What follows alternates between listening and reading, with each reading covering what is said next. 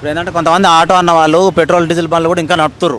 ఇప్పుడు అవి తీసేయాలి సిటీలో అని చెప్పేసి అన్నాడు. ఇక ఆయనకి ఇష్టం వచ్చింది ఆయన మాట్లాడతాడు, మనం ఏం చేస్తాం చెప్పు.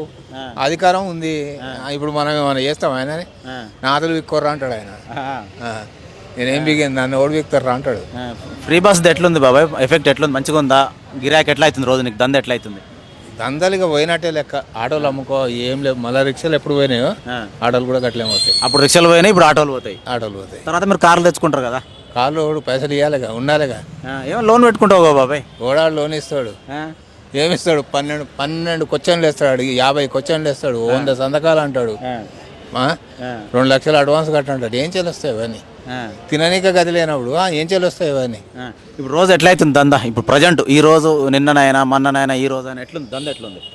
దగ్గర 3-4 నెలలకు ఎక్కువ అయిపోయింది. 150-200లకు ఎక్కువ లేదు, 3-4 నెలలకు ఎక్కువ అయిపోయింది. రోజుగా నువ్వు చెప్పేది గంటకు అంటున్నావు? రోజుకు